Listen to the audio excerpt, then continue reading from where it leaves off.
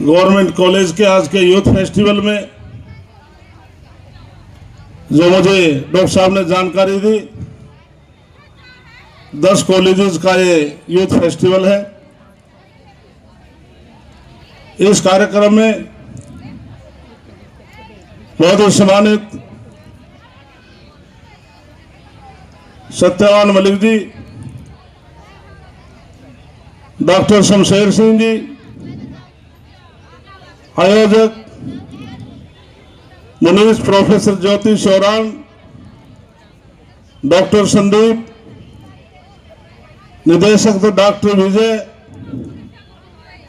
उप निदेशिका डॉक्टर ममता, महाविद्यालय के विभिन्न प्राचार्य, सभी स्टाफ वे मेरे साथ में आए, सुभाष शर्मा जी मेरे घनिष्ठ मित्र, हमारे महावीर शर्मा गुड्डू, हमारे वरिष्ठ भाजपा नेता गौरव भारद्वाज और हमारे रामबत जी जो हमारे प्रवक्ता हैं, जसमीर राणा जी अध्यक्ष युवा मोर्चा, डॉक्टर संदीप सिंगल, हमारे संगठन के पुराने सभी साथी, सम्मानित मंच, इस कार्यक्रम में उपस्थित साथियों, बहनों, जो प्यारे बच्चों, आज का ये यूथ फेस्टिवल जो देश का उज्जवल भविष्य, जो हमारे युवा हैं, अमित भी बैठे हमारा गोल्ड, जो देश का उज्जवल भविष्य है, समय समय पर प्रतिवर्ष zonal youth festival, state festival और नेशनल फेस्टिवल, इस प्रकार के कार्यक्रम चलते हैं। और वो टीम बहुत सौभाग्यशाली है जो बेटे बेटियां नेशनल फेस्टिवल तक पहुंचते हैं, वहां से अपना प्रथम, द्वितीय, तीसरा स्थान लेकर आते हैं। जो युवा पीढ़ी हमें आत्मविश्वास, नेतृत्व क्षमता, सामाजिक चेतना विकसित करने के लिए हम प्रेरणा करते हैं। देश का जो युवा है उसको आगे बढ़ाने के लिए युवाओं का विशेष योगदान रहता है। हमें शिक्षा के साथ तकनीकी ज्ञान, नैतिक मूल्यों का ज्ञान होना अति आवश्यक है। हमारे देश में सांस्कृतिक परंपराएं पूरे देश में है, इसकी विभिन्नता, हमारे जो विरासत है उसको मेंटेन रखना हमारे विशेष और युवाओं का है। जो प्रतिभागी इस फेस्टिवल में जीत कर जाएगी जो टीम, उसको मैं मुबारकबाद देता हूं। और जो टीम किसी कारण से असफल रह जाती है, मैं उनको भी मुबारकबाद देता हूं कि भविष्य के लिए वो प्रतिज्ञा करके जाएं कि मैंने अगले वर्ष प्रथम स्थान लेना है। साथियों, कोई भी देश है या प्रदेश है, उसकी पहचान शिक्षा से होती है। इसलिए हम शिक्षित बने और अपने देश और प्रदेश का नाम रोशन करें। जैसे संविधान निर्माता डॉक्टर भीमराव अम्बेडकर ने कहा था शिक्षित हो, संगठित हो और आगे बढ़ो। इसलिए हमारे जो बच्चे जो बैठे हैं, आपके पेरेंट्स, आपके गुरुजन आपको देश का उज्जवल भविष्य देते हैं। और विशेष तौर से जो ग्रामीण अंचल में जो कॉलेजेस हैं या स्कूल हैं, उन बच्चों के ऊपर एक बड़ा मेंटली प्रेशर रहता था कि केवल कॉन्वेंट स्कूल में पढ़ने वाले बच्चे ही IAS, IPS, IRS, doctor, engineer बन सकते हैं। लेकिन हम मानते हैं आज ग्रामीण अंचल के अंदर जो हमारे प्रो लेक्चरर हैं, प्रोफेसर हैं, या स्कूल के अंदर जो लेक्चरर हैं, टीचर हैं, आज मेरिट के आधार पर उनका सिलेक्शन होता है। इसलिए आज जब भी कोई आईएएस, यूपीएससी का रिजल्ट आता है तो हरियाणा प्रदेश के बेटे बेटियां अक्सर हरियाणा प्रदेश का नाम रोशन करते हैं।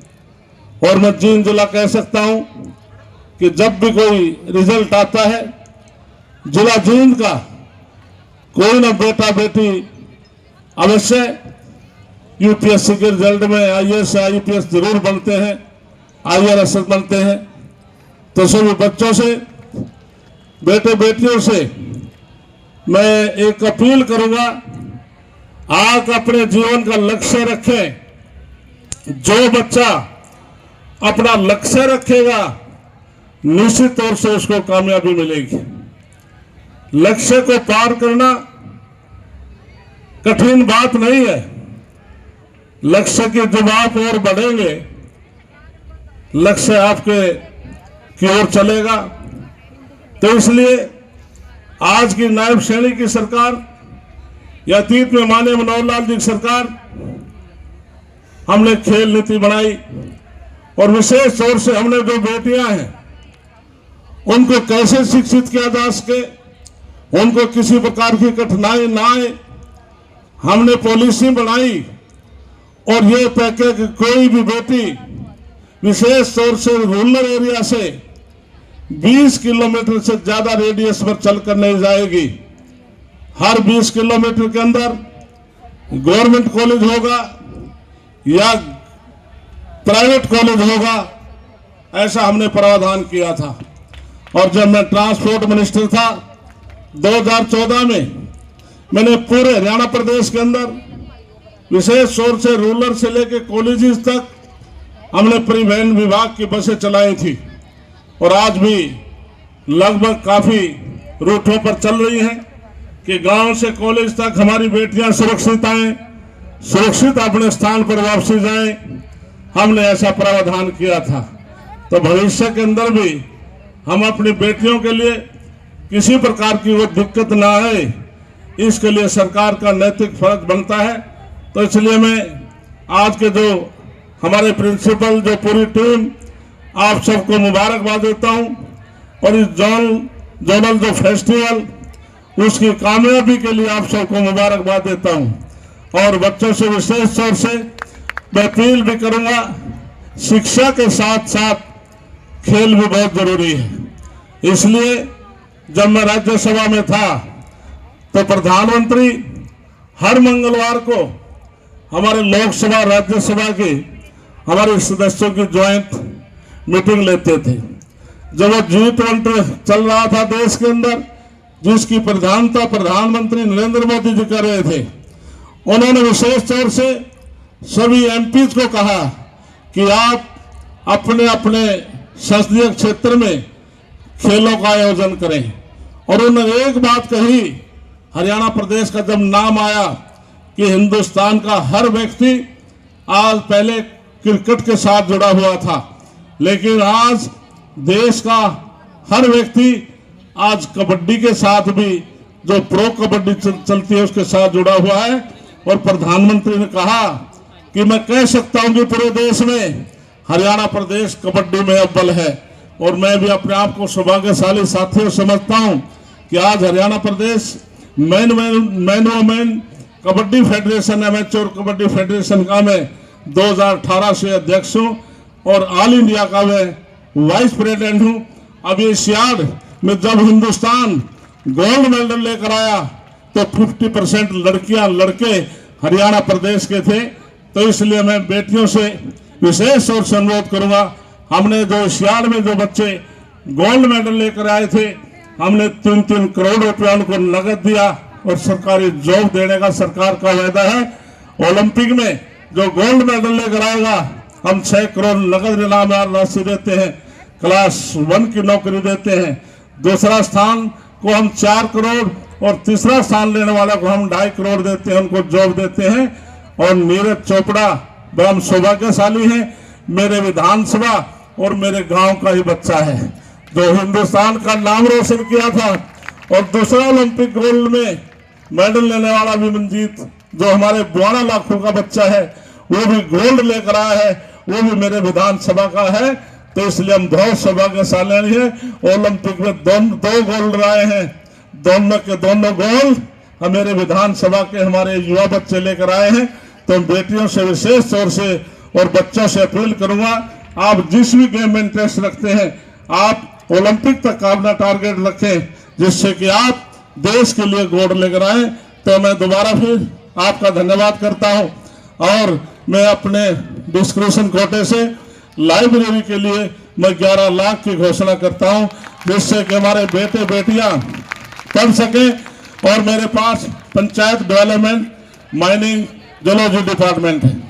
मैंने अपने विभाग की तरफ से फैसले लिए हैं कि मैंने 6225 ग्राम पंचायत हैं, मैंने सभी पंचायतों में 1000 गांव का टारगेट सबसे पहले लिया। मैंने अपने अधिकारियों को निर्देश दिए हैं कि हम 1000 गांव में तुरंत हम ई लाइब्रेरी खोलने जा रहे हैं, जिससे कि हमारे बेटे बेटियां गांव के अंदर बैठ करके विशेष तौर से वो कंपटीशन की तैयारी कर सकें।